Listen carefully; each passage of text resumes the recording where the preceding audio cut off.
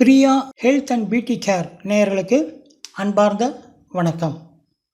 நாம் இதில் beauty tips மற்றும் ஹெல்த் சம்மந்தப்பட்ட வீடியோக்களை பார்த்துக்கிட்டு வரோம். இன்றைக்கி நாம் சப்ஜா விதையினுடைய மருத்துவ குணம் என்ன அப்படிங்கிறத பற்றி தான் இந்த வீடியோவில் பார்க்க போகிறோம். வாங்க வீடியோக்குள்ளே போகலாம். இப்போ இந்த திருநீற்று பச்சிலை அப்படிங்கிற ஒரு செடியிலிருந்து தான் இந்த சப்ஜா விதை வருது. அந்த செடியில் வரக்கூடிய காய்களிலிருந்து கிடைக்கக்கூடிய விதை தான் இந்த சப்ஜா விதை. இதை இந்த செடியினுடைய எல்லா பாகத்திலுமே மருத்துவ குணம் உடையது ஆகும். இந்த செடி நிறைய இடங்களில் காணப்படும். அதாப்பட்டது ஏரி, குளம், குட்டை, மலை சார்ந்த இடங்கள் ஆகிய எல்லா இடத்துலையுமே இது காணப்படும். இதனுடைய மருத்துவ குணம் என்ன அப்படின்னு பார்த்தோம்னா, பித்தத்தை நீக்கும், உடல் சூட்டை குறைக்க இது பெரிதும் பயன்படுகிறது. இந்த விதையை நாம் அப்படியே சாப்பிடக்கூடாது, நீரில் ஊற வைத்து பயன்படுத்தப்பட வேண்டும். இந்த நீரை உறிஞ்சி அந்த விதைகளானது பெரிதாக ஆகும். அதே நேரத்தில் ஜெல்லு மாதிரி ரொம்ப வளவளப்பாக இருக்கும். இப்போ ஒரு டம்ளர் எடுத்து அதில் ஒரு 1/4 டம்ளர் அளவு தண்ணி ஊற்றுங்க. அந்த தண்ணியில் 1 டீஸ்பூனோட கொஞ்சம் கம்மியாக இந்த சப்ஜா விதையை அதில் நீங்கள் போடுங்க. அது மாதிரி போட்டுட்டிங்கன்னா அந்த விதையானது ஊற ஊற பல மடங்கு அதிகரிக்கும். இந்த விதையில் நார்ச்சத்து அதிகமாக உள்ளது.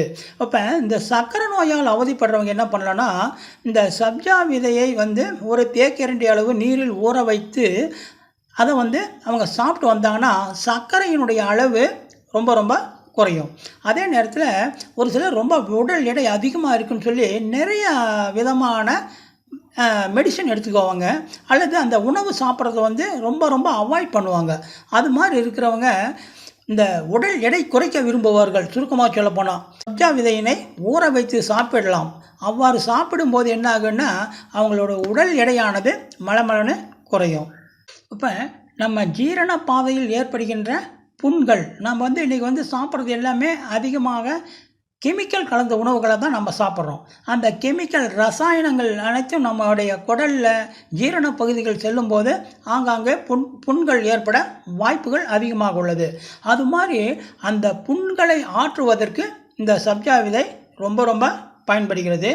ஒரு சிலருக்கு சாப்பிட்டு அந்த நெஞ்செரிச்சல் உண்டாகும். அந்த நெஞ்செரிச்சலை போக்குவதற்கு இந்த சப்ஜா விதை மிக சிறந்த மருந்து.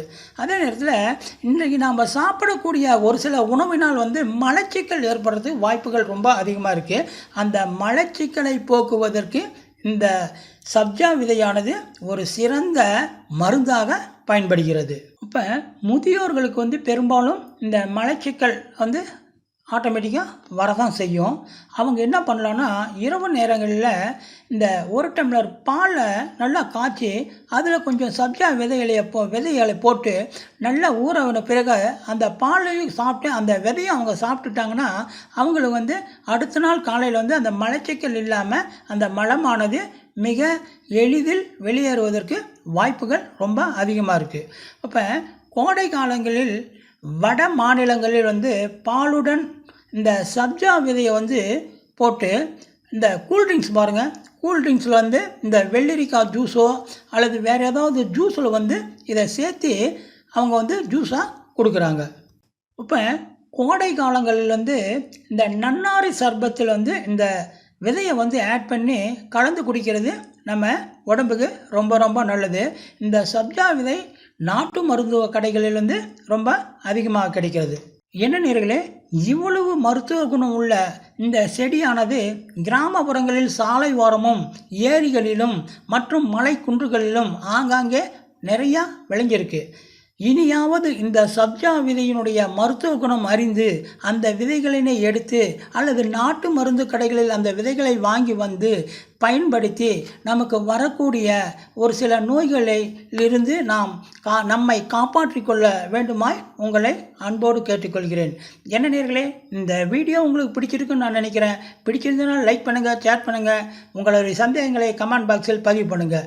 இது வரைக்கும் இந்த Priya health and beauty care சேனலை சப்ஸ்கிரைப் பண்ணாதவங்க தயவுசெய்து சப்ஸ்கிரைப் பண்ணுங்கள். அதே நேரத்தில் பக்கத்தில் இருக்கும் ஐகான் பெல்லை மறக்காமல் அழுத்துங்க. இனி அடுத்த ஒரு அருமையான மூலிகை வீடியோவில் உங்களை சந்திக்கிறேன். நன்றி, வணக்கம்.